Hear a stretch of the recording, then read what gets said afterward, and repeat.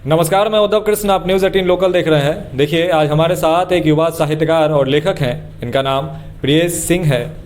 कई सारी कविताएं ये लिख चुके हैं। पुस्तक भी इनका जल्द ही आने वाला है। कई अवार्ड शोज़ और कई तरह के शोज़ में ये भाग भी ले चुके हैं और बिहार को रिप्रेजेंट कर चुके हैं बड़े बड़े मंचों पर। तो आज हमारे साथ प्रियेश सिंह है। चलिए इनसे बात करते हैं, इनके बारे में जानते हैं, सब कुछ बताते हैं आपको। आप बने रहिए न्यूज़ 18 पर। और चूँकि मैं बिहार से हूँ तो बिहार से अपनी रचना शुरू करूँगा। बिहार में हमने लिखा है कि खाली जेब देखकर कम मत आंकना, खाली जेब देखकर कम मत आंकना, हमने हिम्मत नहीं हारी है, हमारे आँखों में ख्वाब आज भी भरपूर है, कोशिश अभी भी जारी है, हाँ हम बिहारी है, हाँ हम बिहारी है। देखिए, मैं जब शुरू किया था लिखना तो उस टाइम न्यूज़पेपर का टाइम था और ऑनलाइन इतना नहीं था कुछ। तो जब हम लोग अखबार पढ़ते थे, हिंदुस्तान, प्रभात खबर, दैनिक भास्कर और जितने भी अखबार है आते थे हमारे स्कूल में, तो वहाँ पढ़ते थे तो देखते थे काफ़ी सारे रचना पढ़ने को मिलता था, अलग अलग कहानियाँ पढ़ते थे। हमें भी लगता था कि कुछ हम लिखें।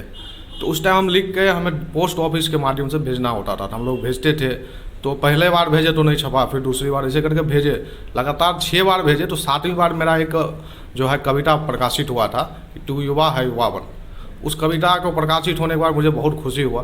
उसके बाद लगातार हम लिखना शुरू किए, अलग अलग रचनाएं जो अभी तक हमारा प्रकाशित हो चुका है, राष्ट्रीय अखबार हो या अपना जो राज्य का बिहार का अलग अलग अखबार है, टीवी चैनल पे हो गया, और बहुत सारे मंच पे हमें जाने का मौका मिला। तो कहीं ना कहीं हमें लगा कि इस क्षेत्र में भी कैरियर है और विशेष तौर पे बहुत सारे लेखक हैं जो काफ़ी अच्छा कर रहे हैं। अब देख लीजिए कुमार विश्वास जी को या मनोज मुंशी है, तो काफ़ी लोग को देख के हमें प्रेरणा मिलता है। तो हमने अपना कैरियर बनाने का इसी में सोचा था। अभी मैंने एक पुस्तक जो युवा प्रवेश नाम से है उस पर मैं काम कर रहा हूँ और वो पुस्तक आने वाला है, काफ़ी अच्छा है। और उसमें मेरा जो रचना है कि तू युवा है युवा बन, तू युवा है युवा बन, देश की जुबा बन, जाना हो आसमां हर दिन की सुबह बन, तू युवा है युवा बन, सरल हो विचार तेरा, सरल हो विचार तेरा, अटल हो प्रभाव तेरा, आंधी हो या तूफान हर लफ्ज की वजह बन, तू युवा है युवा बन। इस रचना को काफ़ी पसंद किया गया था और चूँकि मेरा पहला रचना है और लोगों द्वारा काफ़ी सहयोग मिला कि नहीं भाई युवा पे आपने लिखा है, और एक काफ़ी मोटिवेशन मिलता है इससे सुनने के बाद। और अलग अलग मंच पे इसको पसंद किया गया, राष्ट्रीय मंच चाहे साहित्य तक हो या और भी राष्ट्रीय मंच था, और बिहार में भी बहुत सारा मंच पे हमको ये कविता सुनाने का मौका मिला। तो कहीं ना कहीं हमें लगा कि इसमें हम आगे और काम करेंगे। तो लगातार हम काम कर रहे हैं साहित्य के क्षेत्र में। सबसे पहला चुनौती यह है कि आप लेखन को पेशा के तौर पे शुरुआती दौर में नहीं रख सकते, क्योंकि अगर आप एक लेखक हैं तो कहीं ना कहीं आपको कोई ना कोई काम करना पड़ेगा साथ में, तभी आप अपनी जो है जीवन यापन कर सकते हैं। क्योंकि अगर आप ये सोचते हैं कि सिर्फ हम लिखते हैं और उससे हम एक अच्छे लाइफ स्टाइल जी सकते हैं तो शुरू में थोड़ा मुश्किल है। हाँ, लेकिन आप एक अच्छे लेवल पर चल जाते हैं, जहाँ जाने के बाद आपको अच्छे अच्छे इवेंट मिलते हैं, बड़े बड़े कार्यक्रम में जाते हैं, तो आप आराम से अच्छे से मतलब अपना जीवन यापन कर सकते हैं। शुरू में हमारे लिए भी अभी मुश्किल का दौर है, लेकिन उम्मीद है आगे कुछ बढ़िया करेंगे। और इसी को लेकर हम लगातार काम भी करते हैं, क्योंकि क्या है कि साहित्य एक ऐसा क्षेत्र है, विशेष तौर पर बिहार में देखिए तो बहुत कम कार्यक्रम साहित्य का होता है। बाहर तो काफ़ी सारा दिल्ली में होते रहता है, यूपी में हम लोग जाते हैं। तो बिहार में काफ़ी ज़रूरत है साहित्य के क्षेत्र में, सरकार इस पर ध्यान दे। और कला संस्कृति मंत्रालय से हम निवेदन भी करेंगे कि बिहार में जो साहित्यकार है, जो नए नए लोग आना चाहते हैं इसमें, तो उनको आप सहयोग करेंगे तभी आएंगे। नहीं तो साहित्य के प्रति बिहार में एक से एक कवि हुए, रामधारी सिंह दिनकर है और बहुत सारे कवि हुए जिन्होंने एक अलग पहचान बनाया देश दुनिया में। हम लोग भी चाहते हैं कि बिहार से कुछ बड़ा करें साहित्य के क्षेत्र में। बहुत सोच समझ के बात करते हो, बहुत सोच समझ के बात करते हो, आजकल क्या खूब मुलाकात करते हो। जहाँ बरसना है वहाँ बरसते नहीं, जहाँ बरसना है वहाँ बरसते नहीं, और बिन बादल बरसात करते हो। तो इस तरह से काफ़ी सारा रचना हमने लिखा है। और भी एक रचना है कि हंसकर मिलते हैं सबसे जो लोग कभी मुस्कुराते नहीं, हंसकर मिलते हैं सबसे जो लोग कभी मुस्कुराते नहीं, उनके अंदर रहता है समंदर जो लोग अपनी बातें बताते नहीं।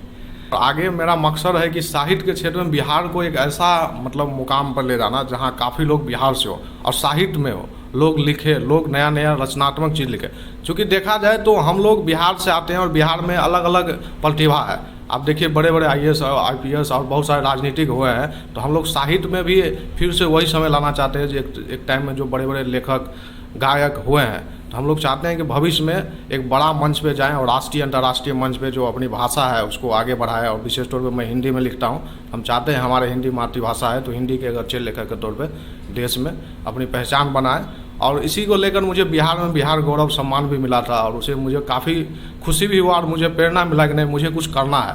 और जब बिहार से आपको कोई सम्मान मिलता है तो लगता है कि नहीं साहित्य में भी काम करने वाले पर कोई ध्यान रख रहा है क्योंकि बहुत कम ऐसा देखा जाता है कि साहित्यकार को कहीं सम्मानित किया जाता है। अलग अलग क्षेत्र में लोगों को मिलते हैं, लेकिन साहित्य में बहुत कम ही लोग आपको मिलेंगे।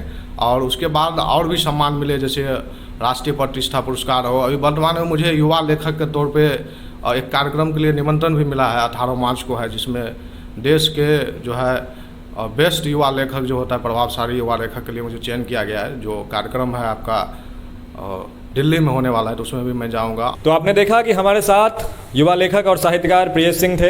ये बिल्कुल सत्य बात है कि साहित्यकारों की भूमि रही है। फणीश्वर नाथ रेणु से लेकर के रामधारी सिंह दिनकर इसी बिहार की धरती से उठे हैं। तो उस साहित्य की लिगेसी को प्रियेश सिंह मेंटेन करना चाहते हैं, बनाए रखना चाहते हैं और साहित्य के क्षेत्र में लगातार काम भी कर रहे हैं। इन्हें हमारी तरफ से अनेकों शुभकामनाएं हैं। आप देख रहे थे न्यूज़ 18 के लिए उद्धव कृष्ण, पटना।